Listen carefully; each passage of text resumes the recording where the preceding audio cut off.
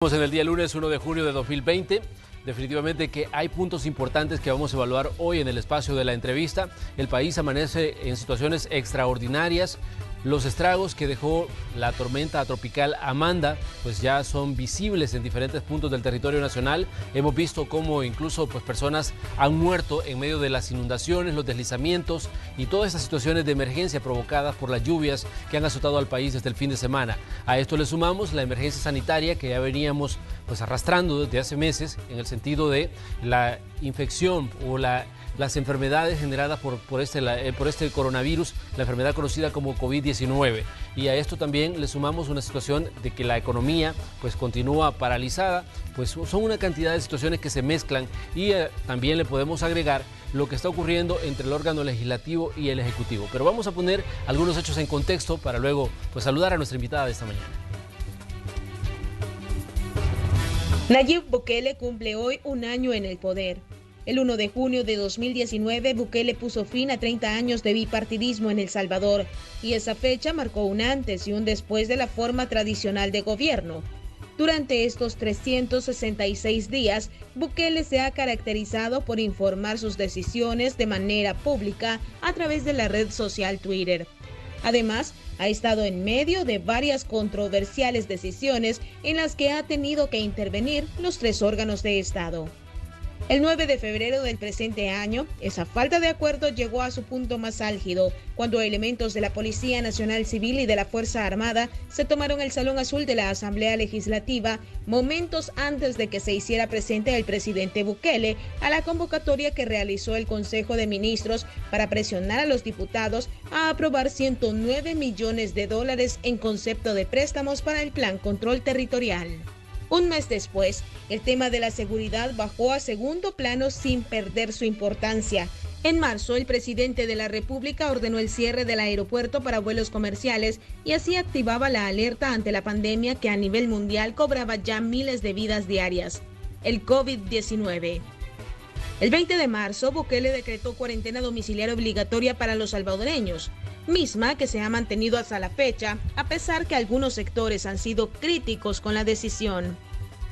El mandatario, en el marco de la emergencia por coronavirus, también solicitó un fondo de $3.000 millones para el apoyo de las familias afectadas e inyectar dinero a la economía que se ha visto golpeada de manera directa por el COVID.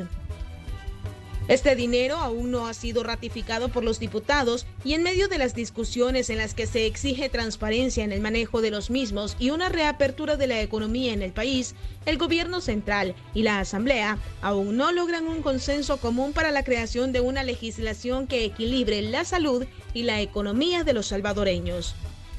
El fin de semana los diputados aprobaron la Ley Transitoria de Emergencia por COVID-19, Atención Integral a la Vida y la Salud y Reapertura de la Economía, que ordena la apertura económica a partir del 8 de junio. El Ejecutivo solicitaba 15 días luego de la entrada en vigencia de la ley. Bukele confirmó que vetará la normativa recién aprobada. Y sin cerrar ese capítulo, la vulnerabilidad en El Salvador ha quedado al descubierto tras el paso de la tormenta tropical Amanda, misma que se degradó a baja presión la tarde del domingo. El fin de semana, diversos sectores resultaron afectados con inundaciones y derrumbes provocados por la cantidad de lluvia que cayó entre la noche del sábado y madrugada del domingo. Solo en las primeras horas se reportaron más de una decena de fallecidos y las autoridades decretaron alerta roja a nivel nacional. Esta mañana, en la entrevista de Hechos AM, conversaremos sobre estos y otros temas con la comisionada presidencial para Asuntos de Gabinete, Carolina Recinos. Bienvenidos a la entrevista de Hechos AM. Así es, esta mañana de lunes, el lunes 1 de junio de 2020, le damos los buenos días a Carolina Recinos, quien amablemente ha accedido a estar con nosotros para hacer una evaluación de los temas que ya poníamos sobre la mesa. Carolina, buen día, un gusto saludarla, bienvenida, comisionada de Operaciones y Gabinete. Gracias, Manuel, gracias por invitarme. Es un gusto siempre poder estar aquí contigo, poder llegar a la audiencia y poder compartir todo lo que estamos haciendo y todo lo que el gobierno de la República, el gobierno del presidente Bukele hace 24/7 para cada uno de los habitantes de este país. Comisionada, comencemos evaluando la situación del estado de emergencia. Ayer la Asamblea Legislativa decía que estaban a la espera del decreto de emergencia que el presidente emitió con motivo de la tormenta tropical Amanda. Decían ellos, pues este decreto señalaban que nunca llegó. ¿Qué fue lo que ocurrió ahí, comisionada? Bueno, la verdad es que estamos en plena emergencia. El país ha sido azotado fuertemente por esta tormenta tropical. Habemos quienes, y en este caso el presidente a la cabeza, no hemos tenido un minuto de descanso y tal y como lo establece la ley, el informe va a llegar. La ley no establece que de forma inmediata o en las horas siguientes. Ya la declaratoria de alerta roja fue hecha por Protección Civil, tal como lo manda la ley. En horas de la madrugada sesionó la Comisión Nacional de Protección Civil, hicieron su análisis, enviaron su informe y le fue remitido al presidente de la República, quien al hacer su análisis decreta emergencia nacional, como lo han hecho muchísimas veces los anteriores presidentes, haciendo uso precisamente de ese marco legal. Así que estamos dentro de la legalidad. La Asamblea Legislativa va a tener el informe que necesita. Me imagino yo pues que van a tener que volverse a reunir. Eso es bien difícil para ellos en una semana misma y sobre todo en un fin de semana, pero bueno, por el bien de la población y atendiendo al interés común y a que estamos realmente trabajando. Ustedes han visto al presidente de la República hasta altas horas de la noche en las zonas afectadas, dándole la mano y dándole realmente la certidumbre de futuro a esas personas que habían sido afectadas completamente en sus bienes materiales y afectadas en todo lo que ellos realmente han sufrido. Así que nosotros estamos trabajando, hemos trabajado permanentemente para la población, no solo en esta tormenta, sino en esta doble emergencia que nos está tocando vivir como salvadoreños, y el presidente pues está haciendo lo que le da el marco legal y lo que le compete, y es defendiendo la vida de cada uno de los habitantes. Pero, comisionada, esto no puede generar, digamos, algún problema a la hora de atender la emergencia, no haber enviado el decreto el fin de semana, considerando que la Asamblea Legislativa pues estaba sesionando. Yo no creo que eso sea así, porque la emergencia está decretada. La misma ley, la CAP, lo establece en un momento de emergencia, si a eso te refieres, si al tema de cómo accionar. Nosotros no nos hemos detenido. Nosotros hemos trabajado desde el 16 de enero con el COVID y desde el jueves anterior empezamos a anticipar todas las medidas en cuanto al resguardo de la población, la entrega de alimentos, la identificación de los albergues, el trabajo en todo el territorio que hacen todas las instituciones del gobierno, porque todas están trabajando en favor de la población. Así que no le vemos afectación, porque no nos detiene el hecho de que no se haya podido enviar o no se haya enviado un informe. Se va a enviar y esperamos que la Asamblea Legislativa sesione para ello, porque estamos en emergencia. Comisionada, como decíamos desde un principio, hay diferentes emergencias que están en este momento afectando al país. Por un lado está la emergencia generada por las lluvias, que hemos visto, digamos, las imágenes dramáticas de la gente, lo que ha sufrido el fin de semana a raíz de las inundaciones, los deslizamientos, los derrumbes de viviendas. Y por el otro lado está la emergencia generada por el COVID-19, esta enfermedad que pues continúa esparciéndose por El Salvador. Cada vez hay más casos positivos y una situación también emergente a nivel sanitario. El fin de semana, el viernes para ser exacto, venció el decreto 593 que la Corte Suprema de Justicia revivió para establecer el estado de emergencia mientras el Legislativo y el Ejecutivo se ponían de acuerdo. Definitivamente vimos que no hubo un acuerdo al final. La Asamblea aprobó una ley, el presidente incluso reiteraba anoche que esto pues iba a ser vetado. Pero entonces, comisionada, ¿en qué se sostiene la cuarentena? ¿En qué se sostiene la emergencia por COVID-19, considerando que no hay en este momento una ley vigente? Bueno, nosotros tenemos vigente nuestros decretos. Nosotros tenemos vigente el decreto 26 hasta el 6 de junio, que establece la cuarentena estricta y la regulación a través del DUI. Lo que se venció fue el estado de emergencia, pero el decreto ejecutivo del gobierno sigue vigente, está dura pues hasta el 6 de junio. Además se ha emitido ayer el decreto presidencial con 15 días de emergencia por la tormenta Amanda, que además nos deja ya a estas alturas 15 muertos, 7 desaparecidos, una cantidad increíble de personas afectadas.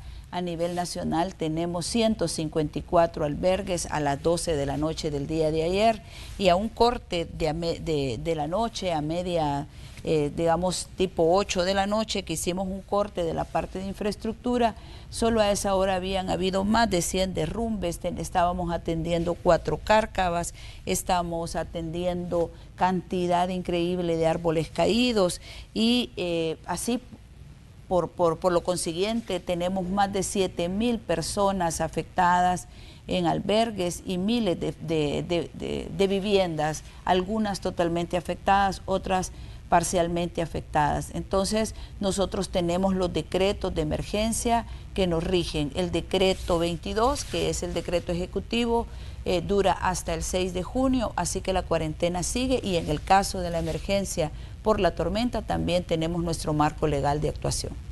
Comisionada, hagamos una evaluación respecto, digamos, a los daños provocados por la tormenta tropical Amanda. El presidente ayer decía una cifra, y decía él que todavía están haciendo las evaluaciones, porque es bien difícil calcular, decía, porque estamos todavía teniendo la emergencia, pero él estimaba las pérdidas generadas por Amanda en $200 millones, considerando que se han perdido cultivos, considerando que hay gente fallecida, considerando que hay casas dañadas, considerando también los daños en infraestructura, porque también las calles, algunas calles pues han sufrido daños.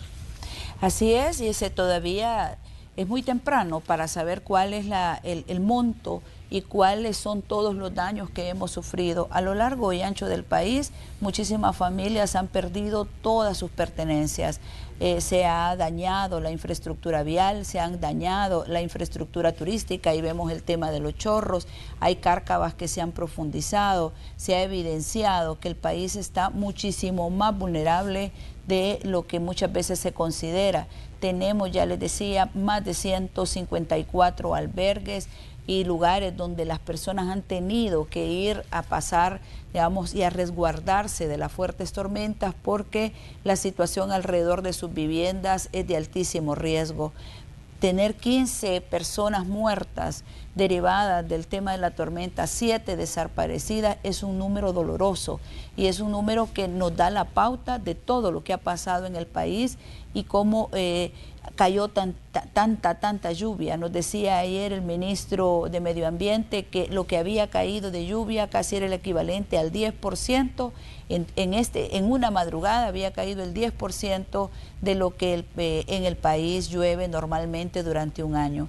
Entonces vamos a seguir haciendo las evaluaciones, pronto vamos a tener los datos más específicos, pero el dato que daba el presidente realmente es un dato que probablemente incluso se quede corto, porque son miles de viviendas que han sido dañadas. Solo ayer en la Nueva Israel, donde nosotros estábamos ahí acompañando al presidente, que estaba cercano viendo cuáles eran los daños, quiénes eran los afectados, solo ahí como mínimo habían 50 viviendas completamente destrozadas, cientos de viviendas afectadas y muchísimas familias con todas sus pertenencias perdidas. Entonces, la verdad es que el país ha sido azotado por esta tormenta.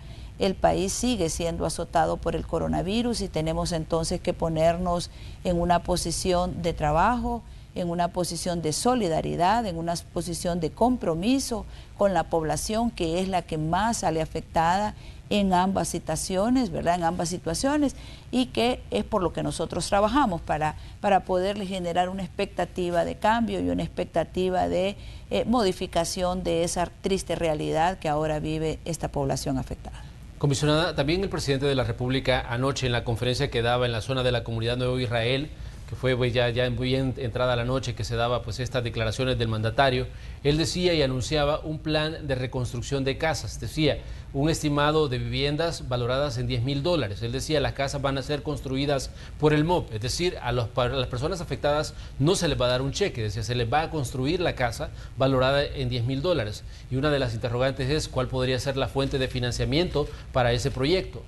Bueno, mira, Él anunció la ayuda inmediata a esas familias que, como yo te decía, perdieron todo. O sea, claro, absolutamente su casa se destruyó. En este momento esas familias no tienen a dónde vivir.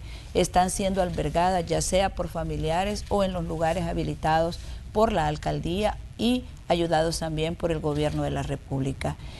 Hablar ahí de reconstruir con un valor aproximado de $10,000 esa vivienda es un tema de solidaridad.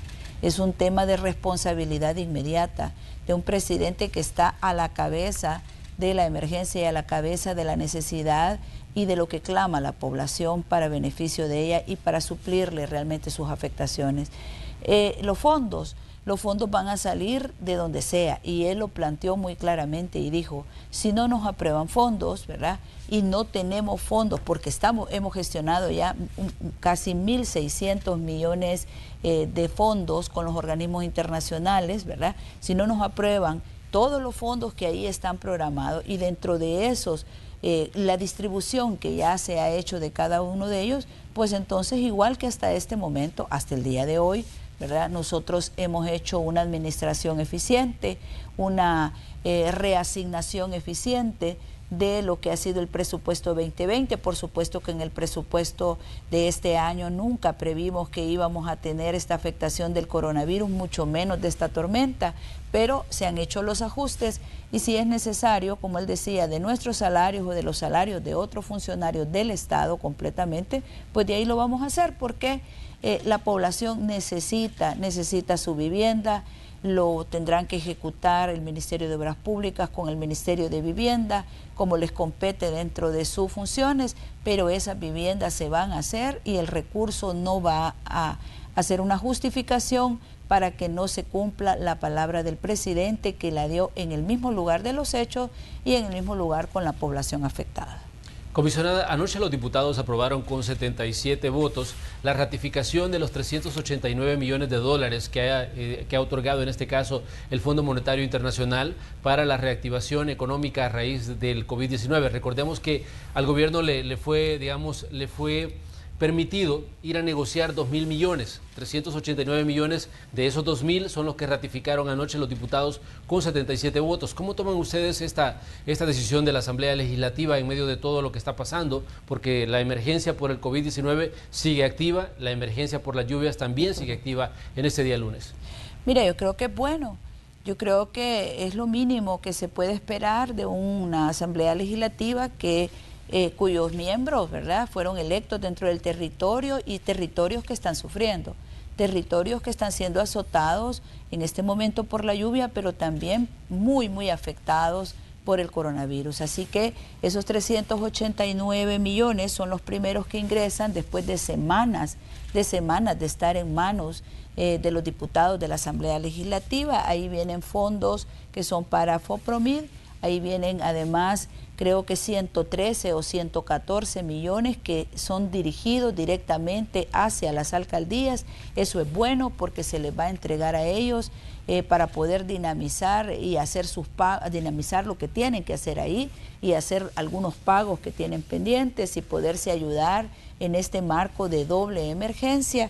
Y además vienen asignaciones para que el gobierno pueda cumplir con algunas obligaciones propias del presupuesto 2020. Así que creo que hemos avanzado después de semanas de tener aprobado ese dinero, después de tener aprobada esa gestión. Es un avance pues que tengamos esos 389. Yo esperaría que con el resto, porque ya tenemos 250 del BID, tenemos 600 del BCIE que están ahí gestionados, pues tengamos sea más acelerado, pues que sea mucho más, yo diría, consciente y equivalente a las necesidades que la gente tiene. Este dinero no es para el gobierno, este dinero no es para el fondo, digamos, gasto corriente que el gobierno va a hacer. Estos fondos que se han solicitado y estos fondos que se han gestionado tienen por objeto atender fundamentalmente la emergencia,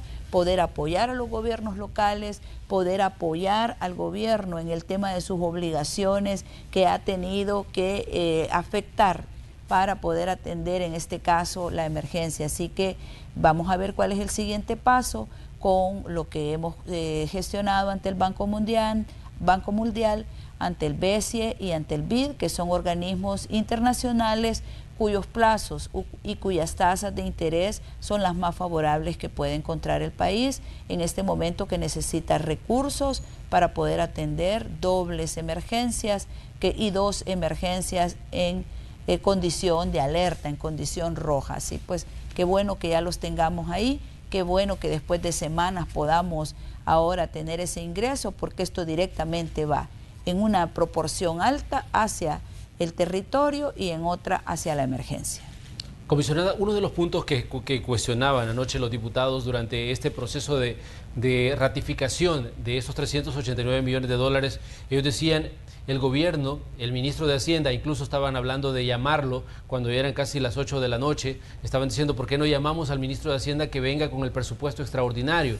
Decían, el gobierno no ha presentado el presupuesto extraordinario para poder disponer de estos fondos. También decían, el gobierno no quiere entregar informes respecto a los gastos que está haciendo en medio de la emergencia y no quiere dar datos certeros sobre todo lo que está haciendo con el manejo de los fondos. ¿Qué dice usted, comisionada, ante esta situación que se dio en medio de la discusión que al final pues terminó pues con la aprobación y la ratificación de esos 389 millones?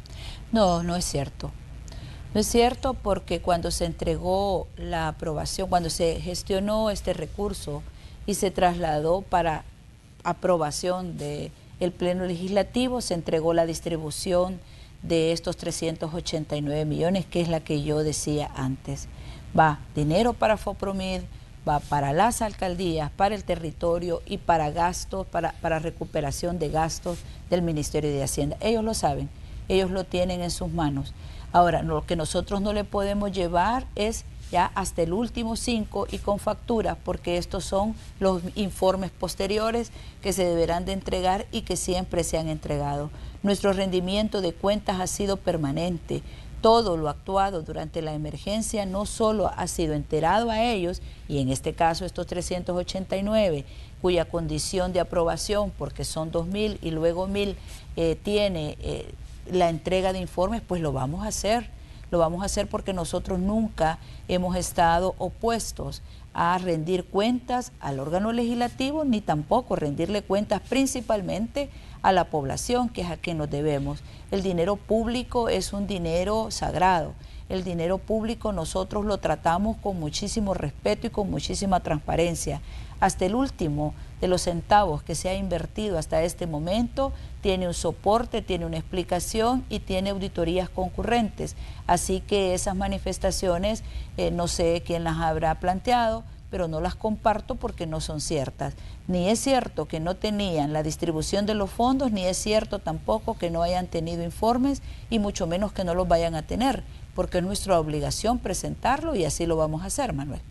Comisionada, ¿por qué es tan difícil en este momento, digamos, lograr acuerdos con este caso, con el legislativo? Vimos que estuvo el secretario privado de la presidencia, el secretario jurídico, pasaron toda la semana anterior tratando de llegar a un acuerdo con una ley que al final fue aprobada y fue aprobada sin la venia, en este caso, de algunos puntos de los representantes del gobierno. ¿Qué decir ante esta situación? Porque parece que la tónica acá es que el Ejecutivo y el Legislativo permanentemente se están tirando los platos. No, mira, es lamentable que un país que vino de una situación tan difícil como la que heredamos en seguridad, como la que heredamos en salud, en educación, en agricultura, en todas las áreas y en todas las latitudes del país, con un atraso increíble, sin registros históricos, sin estadísticas reales, porque cuando vas al territorio y cuando vas a tocar, digamos, esas realidades es totalmente diferente a lo que te pintaban en los informes y en las gráficas.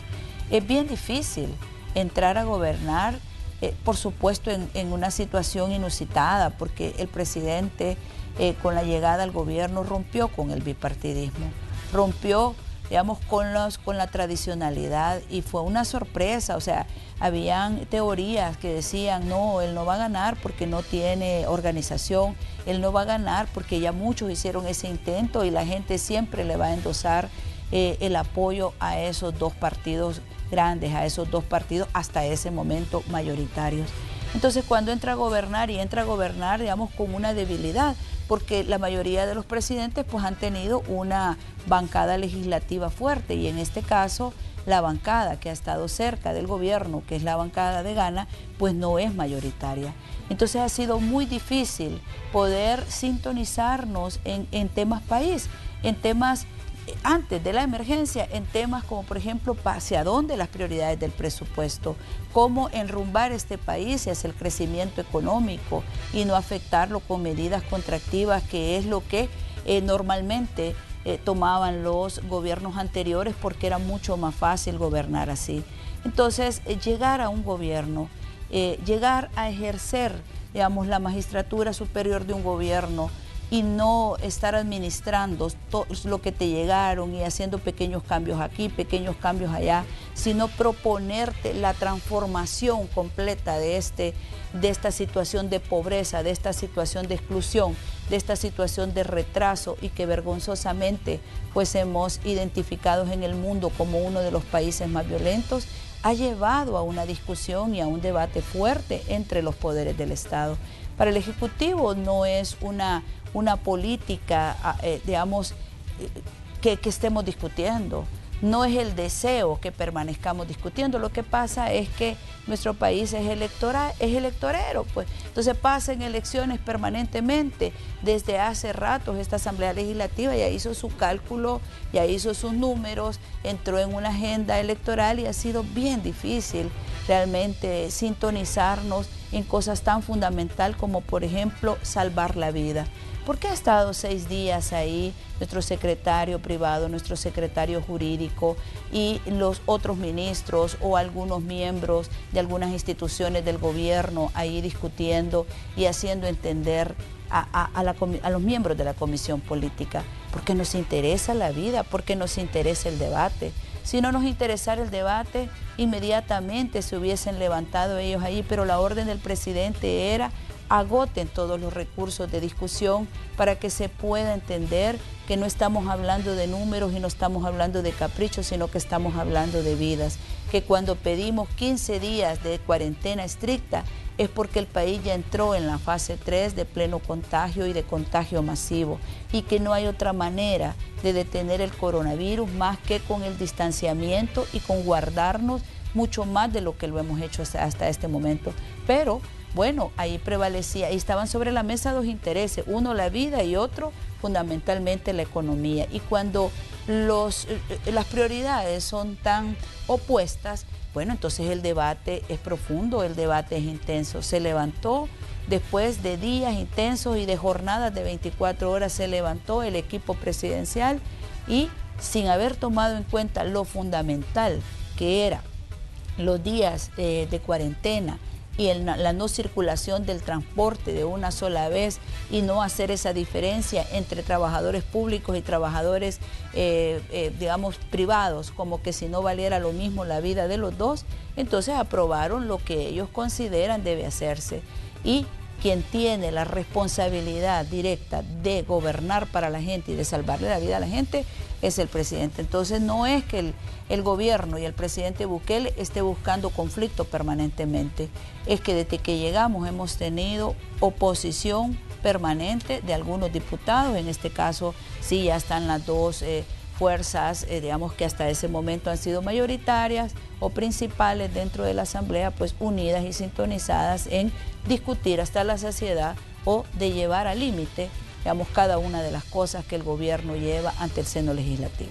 Muy bien, comisionada, vamos a hacer una pequeña pausa comercial, pero cuando regresemos vamos a continuar conversando. Recordemos que hoy es 1 de junio y en circunstancias normales, si no estuviéramos en medio de las emergencias de las que ya hablábamos, la emergencia sanitaria y la emergencia generada por las lluvias, hoy el presidente de la República tendría que estar presentando su primer informe de gobierno.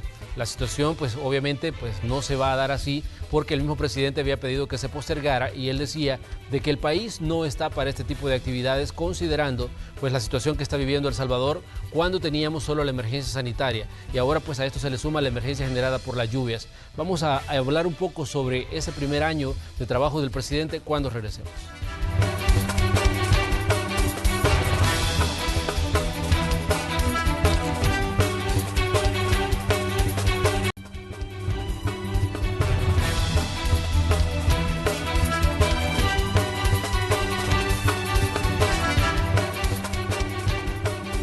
Lunes 1 de junio de 2020, como les decíamos, este día se cumple un año de la administración del presidente Nayib Bukele. En el espacio de la entrevista de aquí de RSM, de Hechos AM, estamos conversando con la comisionada de Operaciones y Gabinete, Carolina Recinos, y vamos a hacer una pequeña evaluación respecto a la situación del presidente de la República, su trabajo junto a su equipo, pues ella forma parte fundamental de ese equipo de trabajo. Comisionada, ¿cómo define usted este primer año de trabajo? Algunos dicen los mayores aciertos los ha tenido en materia de seguridad pública. Incluso el presidente publicaba que mayo fue un mes que cerró con apenas 64 homicidios y que eso es alentador porque es una cifra que no se había tenido en años anteriores, considerando también que hay situaciones extraordinarias que han pasado, como el hecho de que todos estamos en cuarentena domiciliaria. Pero también decían, ha sido un año de mucha confrontación entre el presidente y sus detractores. Bueno, lo primero es decir que ha sido un año de mucho trabajo, porque heredamos un país con muchísimas heridas, heredamos un país con muchísimos retrasos y lamentablemente sin una atención de calidad a lo que es la riqueza de este gobierno, que es la población. Nosotros no tenemos otra riqueza que no sea nuestro recurso humano, nuestro capital humano, nuestra riqueza y talento humano descuidada, excluida y con unas segregaciones sociales increíbles. Nosotros nos sentimos muy satisfechos de haber llegado a un gobierno que de verdad ha venido a transformar. Y decía yo hace un momento, cuando el objetivo no es venir a administrar, no es venir a ser amigos, ni en cócteles o en hoteles o en algunas reuniones así más de amigos, ponerse de acuerdo sobre lo que el país necesita y qué es lo que se va a hacer, es más difícil, porque surge entonces un conflicto necesario para poder defender las posiciones mayoritarias y poder defender las políticas con las que tienes que llegar a transformar esta realidad tan difícil. Sin embargo, hay grandes resultados en el trabajo de este gobierno, en el trabajo de este líder, Nayib Bukele. Y quizás el primero, y es el que hay que resaltar, que hemos logrado durante un año 22 días con 0 homicidio. Eso es fundamental. De verdad que venimos nosotros de una situación de llanto, venimos de una situación donde el país vergonzosamente tenía alertas y le decían no viajes a El Salvador, o cuando buscabas El Salvador lo encontrabas entre los más violentos del mundo, o lo encontrabas en aquellos países donde la educación estaba vista como tercer nivel, los hospitales destruidos. Nosotros encontramos un sistema de hospitales donde la gente tenía que hacerse la diálisis tirados en el suelo y había que transformar, entonces había que salir de negativo hacia la superficie y de la superficie ponerlo entonces en una perspectiva positiva.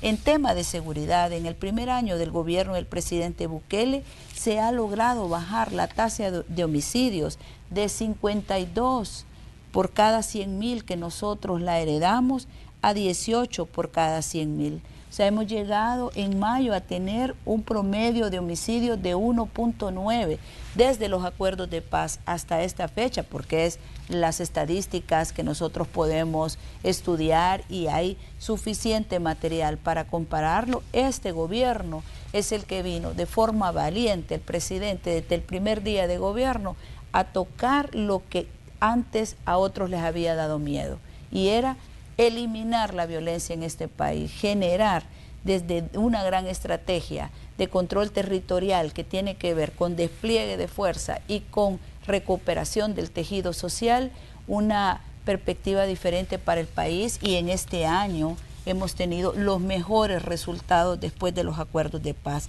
Pero eso ha permitido entonces que el país mejorara su imagen internacional, que se generara toda una ola de atracción de turismo, de inversiones, y que la población básicamente empezara a sentir que para el desempeño de sus actividades cotidianas había una condición diferente, porque para ello trabajamos, para esa mujer que se levantaba en la madrugada y que tenía que caminar para ir a tomar el bus y que iba rezando porque no sabía si iba a regresar a su casa. Son miles y miles de familias y miles de madres que han dejado de llorar a sus hijos, y eso lo ha hecho este gobierno del presidente Bukele. Además hay un elemento fundamental, cambió radicalmente nuestra relación diplomática en general y sobre todo con Estados Unidos. ¿Y por qué? Porque es nuestro aliado estratégico. Ahí es donde está la gran mayoría de nuestros hermanos salvadoreños, quienes han estado enviando sus remesas históricamente a este país, quienes tienen su familia aquí.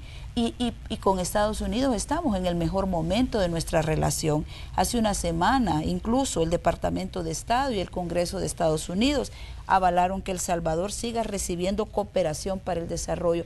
Eso es un gran avance, igual que logramos nosotros la extensión de los permisos de trabajo para más de 300,000 familias que están allá, que ya tenían muerto realmente el permiso de trabajo y ya venían para el país con incertidumbre, porque el país no estaba preparado para poderles recibir.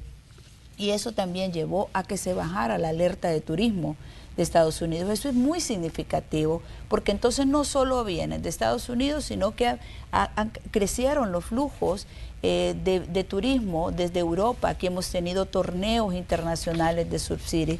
La pandemia, por supuesto, nos afectó en ese sentido, y cuando salgamos de esto tenemos que recuperar esos hilos de desarrollo. Además, cerramos nosotros 2019 con el año con ya aprobada la inversión privada más alta de los últimos tiempos, más de 1.000 millones que están ahí esperando que termine esta situación del coronavirus para empezar a desarrollar sus proyectos que después de muchísimos años ya tenían sus factibilidades, sus recursos y sus permisos. O sea, nosotros tenemos ya ese paso adelantado, y es un paso y es una situación que no había existido aquí en el país. Pero ¿qué tanto puede complicar los planes, comisionada, el hecho de tener una emergencia sanitaria, que bueno, es una emergencia sanitaria a nivel global, y qué tanto puede afectar el hecho también de una situación contingencial como la que hemos vivido el fin de semana? El hecho, digamos, de que de pronto pues El Salvador se ve inmerso en 2 emergencias. Bueno, por supuesto que nos va a afectar, y nos va a afectar muchísimo. El coronavirus, antes de este desastre lluvioso del fin de semana, ha afectado las economías de todo el mundo. Nosotros vamos a quedar muy golpeados económicamente, y precisamente tener esta perspectiva de ser sujetos siempre de cooperación, de poder retomar esa cartera de inversión grandísima que está ahí, es uno de los elementos que nos va a permitir irnos recuperando con este apalancamiento de los 2.000 millones, de los 1.000 millones, que son precisamente para reactivar la economía, que por una parte es para paliar la parte de emergencia, y para la otra ahí va dinero para la microempresa, ahí va dinero para el apoyo al pago de las planillas para la mediana empresa, ahí va dinero para las municipalidades, ahí va dinero para pagar cartera de deuda, tanto del gobierno como en los territorios. También ahí van devoluciones del IVA. O sea, ya nosotros estamos pensando cómo hacer para poner líneas sostenibles, cadenas de valor sostenibles que nos lleven a que el país en el menor tiempo posible salga de esta gran afectación que ha significado el coronavirus. El coronavirus vino de afuera hacia adentro.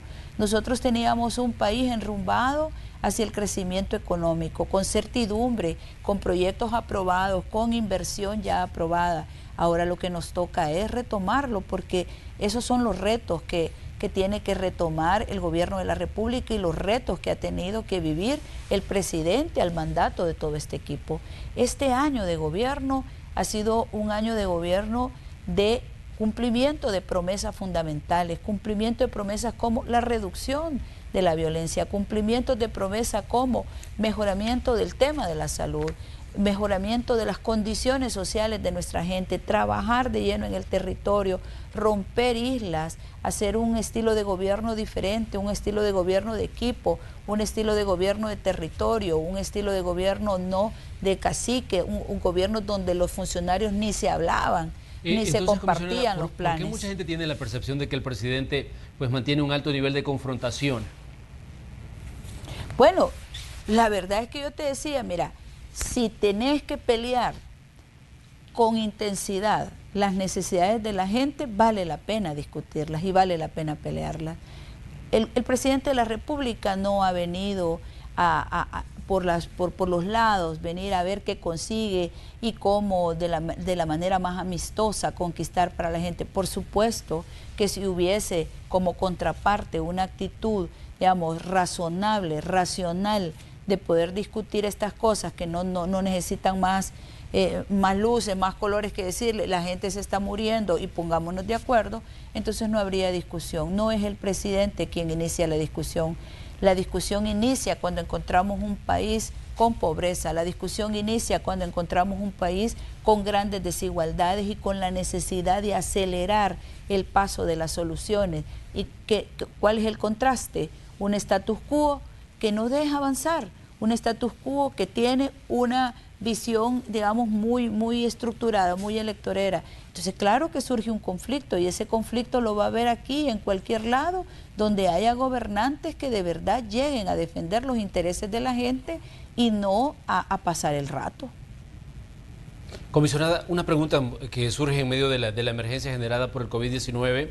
Sabíamos que, bueno, se aprobó la ley especial transitoria por COVID-19, la aprobaron los diputados el fin de semana y ahí se establecía por lo menos una hoja de ruta de cuándo, por ejemplo, se iba a comenzar a activar la economía. Hablaban del 8 de junio en el caso de los empleados de negocios privados, de empresas privadas, y el 13 de junio para los empleados del sector público. El presidente decía anoche, lo vamos a vetar porque eso no contó con el consenso del gobierno, no contó con el aval del gobierno. Pero entonces, ¿cuál es la hoja de ruta que se va a seguir y cuál es el mensaje que le van a mandar ustedes a los sectores productivos, considerando de que esa ley que fue aprobada en la Asamblea no va a ser tomada en cuenta? Lo primero, hay que decir que nosotros presentamos también nuestra hoja de ruta. Presentamos una iniciativa de ley que estructura la fase de apertura gradual, donde en la fase 1, por ejemplo, establece 15 días de cuarentena, digamos, más estricta, quiénes son los que pueden acudir, digamos, a su trabajo, quienes están impedidos de poder asistir, como por ejemplo la educación no puede salir, las actividades presenciales de espectáculos y eventos deportivos tampoco, el transporte recreativo y turístico, las ferias patronales, los cultos, actividades, digamos, donde implique más cercanía, donde implique, digamos, conglomerado, grupos humanos. Luego presenta la segunda fase, que es otros como 50 días, como 45 días, donde se empieza a abrir más la actividad comercial, donde siguen suspendidas algunas actividades que tienen que ver con concentraciones como cines, teatros, piscinas, establecimientos de deporte de contacto.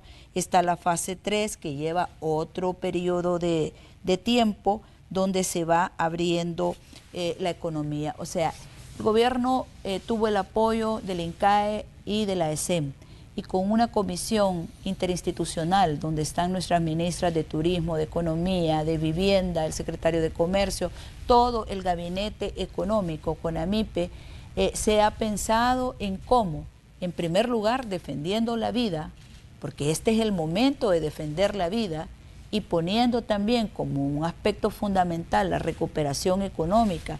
Una vez controlemos nosotros los factores, o por lo menos disminuyamos los factores que nos pueden generar cuadros tan terribles como los que hemos visto aquí en nuestro continente de muerte incontrolable por el coronavirus, entonces junto con todos los sectores, porque nosotros no estamos en contra de la economía, ni estamos en contra de los empresarios, ni estamos en contra de la industria. Al contrario, queremos darle certidumbre que cuando empecemos a abrir no vamos a tener que regresar rápidamente a cerrar todo porque se hayan disparado los casos.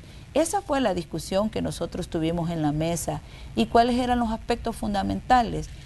Hacer una cuarentena estricta para, ya que estamos en esta fase, tratar de empezar a sostener una curva, a bajarla, a tener, digamos, la posibilidad de disminuir los casos y que no se colapse nuestro sistema de salud, que no lleguemos a esa fase 4 donde no podamos atender a nadie y la gente muera inmediatamente en las aceras del hospital o camino al hospital.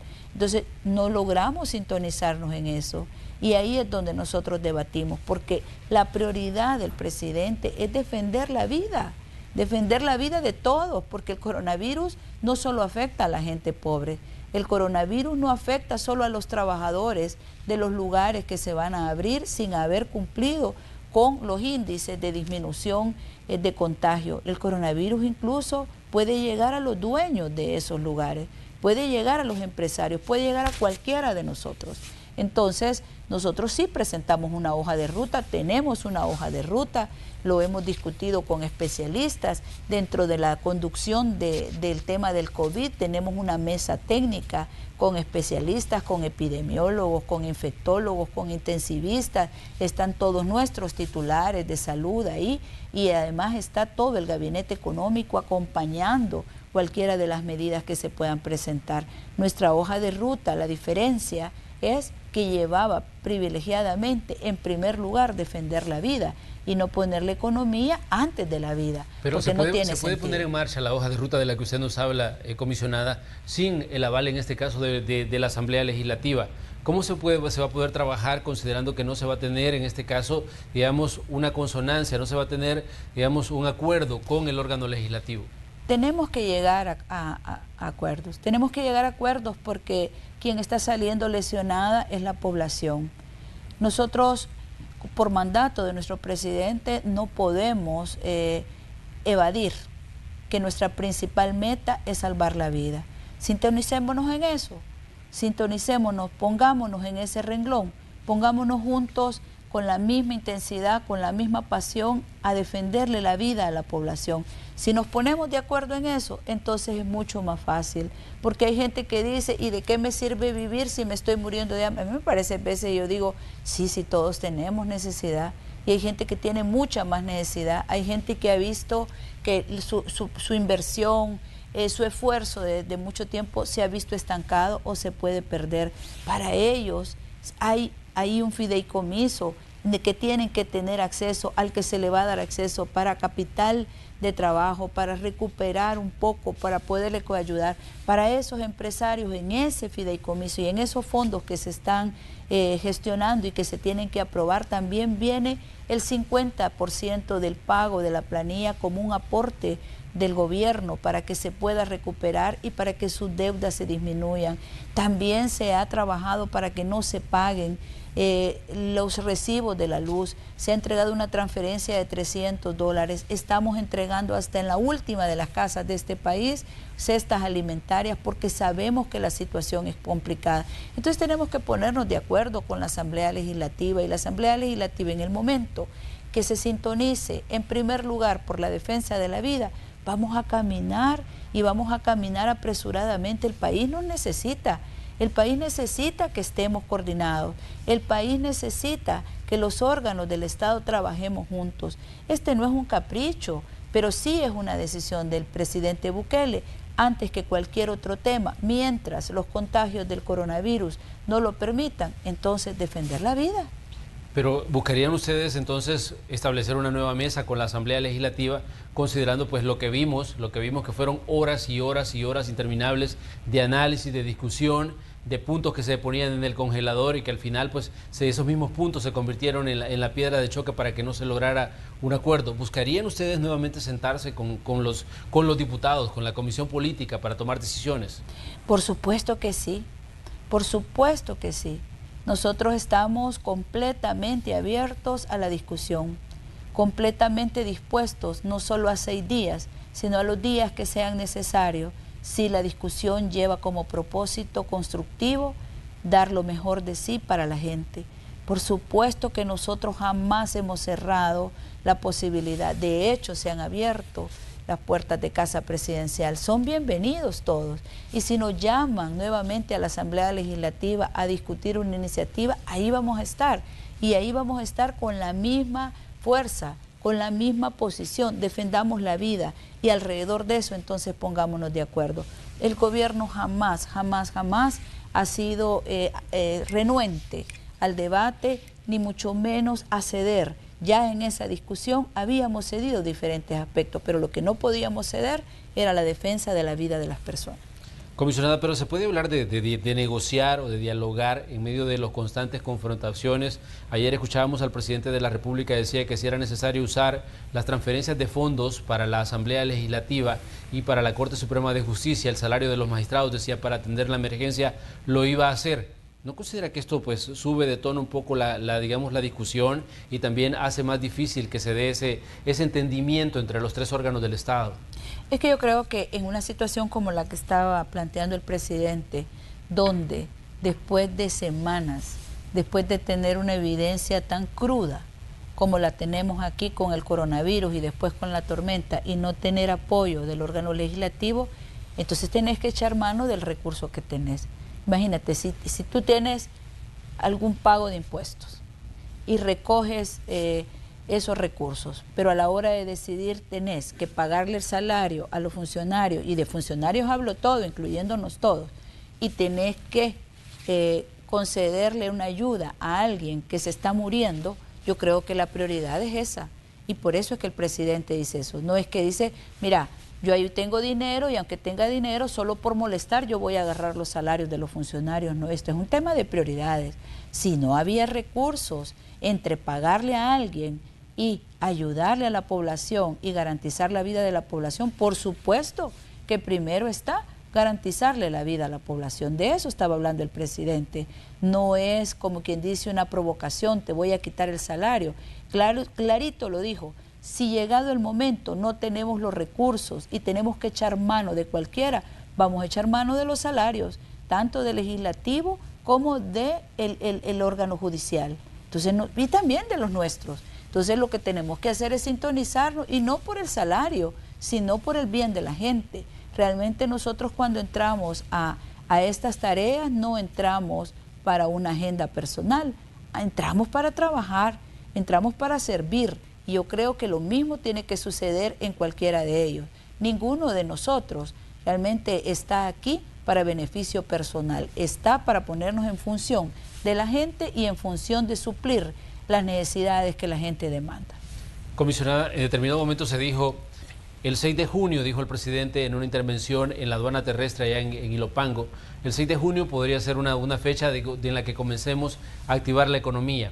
Luego, en la discusión con los diputados se hablaba del 8, luego el gobierno pedía 15 días a partir de la entrada en vigencia de la ley que estaba siendo discutida. ¿Qué le dicen ustedes a los sectores productivos? ¿De dónde ven el panorama para comenzar a activar la economía? Considerando que estamos en la fase 3 del COVID-19, considerando que estamos en medio también de una emergencia por lluvias, pero ¿cuál es el mensaje que le mandan en este caso a los sectores productivos? Primero, que las circunstancias de dificultad que tiene el país no las hemos generado nosotros.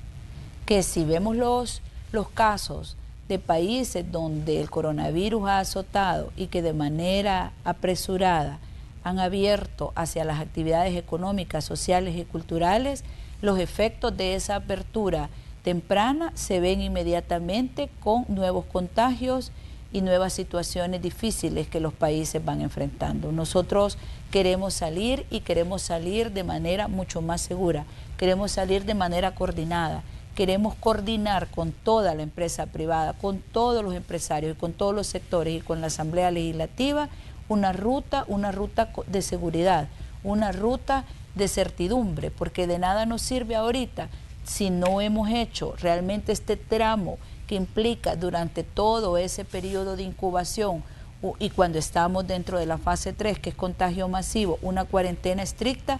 Irresponsable sería el presidente si empezara a dar fechas tempranas de apertura, cuando lo que tenemos nosotros es ahorita una presión fuertísima hacia nuestros hospitales que están llegando al límite, pero al límite de su capacidad de poder atender. Yo no sé si lo que necesitan algunos, porque no todos los sectores tienen esa inconsciencia, algunos empresarios y algunos sectores lo que necesitan es ver los muertos en la calle, y nosotros no queremos eso. Nosotros queremos tener la capacidad de poder absorber. Por eso la fase 3 incluso ya decreta cuarentenas domiciliares, ya decreta tratamientos domiciliares, porque nuestro sistema de salud ha llegado a un punto donde ya no va a poder absorber. Entonces, ¿de qué podemos estar hablando en este momento si no es de caminar ese tramo de tiempo, caminar esa fase juntos defender la vida y entonces después empezar a hablar de aperturas y de economía. No tiene sentido. Sí, yo creo que lo que nos ha faltado es hacer un recorrido por los hospitales y yo creo que ese sería muy bueno. Sería bueno que fuéramos con los diputados ahí a los hospitales, que vayan al San Rafael, que vayan a cualquiera de los hospitales de la red, pero les queda cerca el San Rafael. Vamos al San Rafael o vamos al Rosales, vamos a ver en qué situación realmente está el país en cuanto al coronavirus. El coronavirus no respeta condición y además tiene una altísima propagación.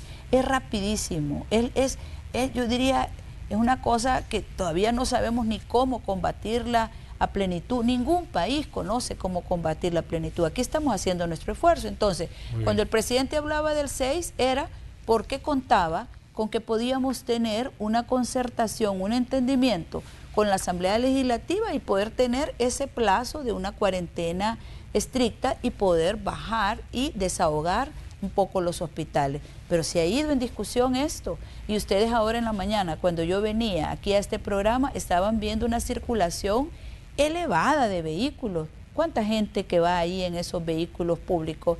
¿Cuánta gente que ha salido porque no solo porque le toca o porque no le toca con el DUI? ¿Cuánta gente podría andar ahorita con coronavirus? No lo sabemos. Nosotros hemos hecho hasta ahorita más, creo que 97,000 pruebas más o menos, pero ¿cuánto representa en la población eso? No podemos llegar al 100% de la población. ¿Cuántos más están con coronavirus que no hemos identificado? ¿Cuántas personas en este preciso momento, por innecesariamente salir y no guardar la cuarentena, está contaminando a otro? Entonces lo que tenemos que hacer es poner las cosas en realidad, poner las cartas sobre la mesa. El país necesita salir a la economía.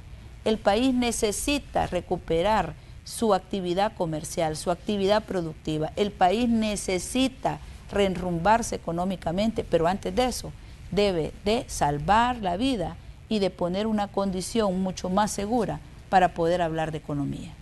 Muy bien, comisionada, le queremos agradecer que nos haya visitado esta mañana de lunes 1 de junio, como decíamos, estamos comenzando un nuevo mes, El Salvador se enfrenta a circunstancias difíciles, agradecemos su tiempo, comisionada de Operaciones y Gabinete.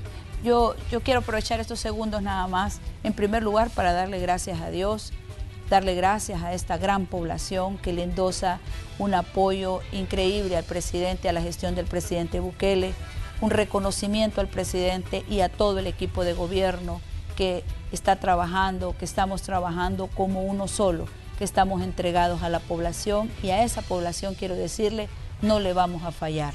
Nosotros vamos a seguir trabajando y pese a las adversidades, yo estoy segura de que vamos a salir adelante.